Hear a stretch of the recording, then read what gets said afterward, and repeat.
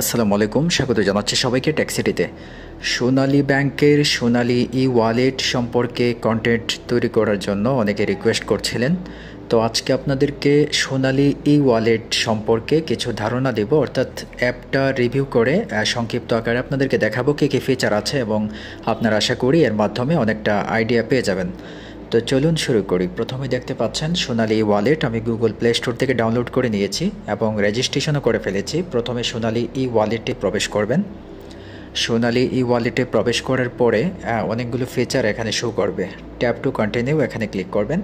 এরপর প্রথমে রেজিস্ট্রেশন করে নিতে হবে। একদম নিচে লেখা আছে রেজিস্টার, এখানে ক্লিক যদি করেন তাহলে আপনার কিন্তু ব্যাঙ্ক অ্যাকাউন্টের প্রয়োজন হবে। সোনালী ব্যাঙ্ক অ্যাকাউন্ট যদি না থাকে তাহলে ওয়ালেট ইউজ করা যাবে না।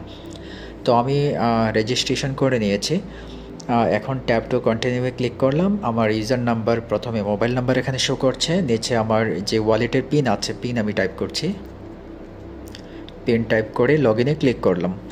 তো লগইনে ক্লিক করার পরে অ্যাকাউন্ট আপাতত এখন পর্যন্ত ইউজ করা হয়নি, এটা আপনাদেরকে রিভিউয়ের জন্য এর আগেই তৈরি করা হয়েছিল। প্রথমে দেখতে পাচ্ছেন সোনালী ওয়ালেট লেখা আছে, সোনালী ব্যাংকের লোগো আছে, পাশে একটা নোটিফিকেশান আইকন আছে, এর পাশে আমার প্রোফাইল পিকচার আছে। এটা প্রোফাইল পিকচার এখানে আপডেট করা যায়।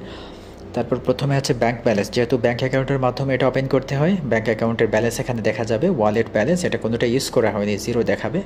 এরপর আছে অ্যাড মানি। অ্যাড মানিতে যদি ক্লিক করেন আপনি দেখতে পাচ্ছেন আমার ব্যাঙ্ক অ্যাকাউন্টে কোনো ব্যালেন্স নাই, থাকলে এখানে অ্যাড করা যেত, ব্যাঙ্ক থেকে এখানে অ্যাড করতে পারবেন। তারপর আছে সেন্ড মানি।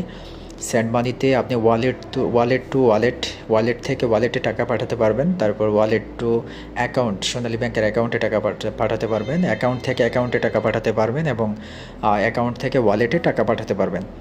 তারপর আছে ব্যাংক ডিপোজিট, এখান থেকে ব্যাংকে আপনি সোনালী ওয়ালেটের মাধ্যমে টাকা পাঠাতে পারবেন। এরপর আছে বিল পেমেন্ট, এখানে দেখতে পাচ্ছি বিটিসিএল আছে, ডিপিডিসি আছে, ডেস্কো আছে এবং ঢাকা ওয়াশ আছে, এগুলোর বিল পেমেন্ট করতে পারবেন বিল নাম্বার দিয়ে।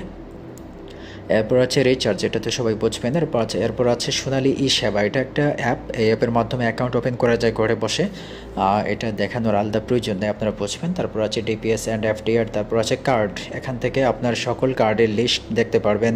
নতুন কার্ড যদি আনেন বা রিপ্লেস করেন এখানে অ্যাড করতে পারবেন। গ্রিন পিন, অর্থাৎ কার্ডের পিন তৈরি করতে পারবেন, কার্ড পিন চেঞ্জ করতে পারবেন, কার্ড ডিটেলস এখান থেকে দেখতে পারবেন। তারপর আছে লোন, এটা ব্যাংকে অনেকে লোন নিয়ে থাকে, এই সম্পর্কে এখানে কিছু দেখাতে চাচ্ছি না, তেমন কোনো অপশনও নাই আমার কাছে।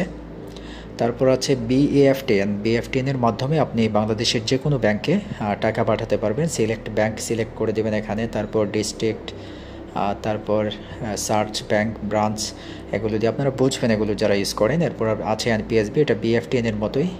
সোর্স অ্যাকাউন্ট, আপনি সোনালী ওয়ালেট থেকেও টাকা পাঠাতে পারবেন, আবার আপনার ব্যাঙ্ক অ্যাকাউন্ট থেকেও পাঠাতে পারবেন, কার্ড থেকেও পাঠাতে পারবেন, এগুলো আপনারা বুঝবেন। হ্যাঁ, এরপর হচ্ছে আরটিজিএস আমরা জানি 1 লক্ষ টাকার উপরে যদি পাঠাই তাহলে আরটিজিএস এটা নিরাপদ মাধ্যম এবং এটা সকাল 10টা থেকে বিকেল 4টা পর্যন্ত এটা কাজ করে। এই সম্পর্কে এটা ফান্ড ট্রান্সফারের সিস্টেম। এরপর আছে সার্ভিসে ক্লিক করে আপনি চেক বইয়ের জন্য রিকোয়েস্ট করতে পারবেন এখানে ক্লিক করে। তারপর আছে সার্ভিসে ক্লিক করে আপনার চেক বইয়ের জন্য রিকোয়েস্ট করতে পারবেন, ট্যাক্স রিটার্ন স্লিপ আপলোড করতে পারবেন। পজিটিভ পে সিস্টেম আছে, এটা ভালো একটা দিক। এরপর আছে রেমিটেন্স সংক্রান্ত বিষয়টি আমি এখনও ঘাটাঘাটি করিনি। এরপর আছে বিনিময় আমরা অনেকে জানি যে বিনিময়ের মাধ্যমে বা মোবাইল ব্যাংকিং, ব্যাংক অ্যাকাউন্ট সহ সকল ওয়ালেট সহ একসাথে লেনদেন করা যায়।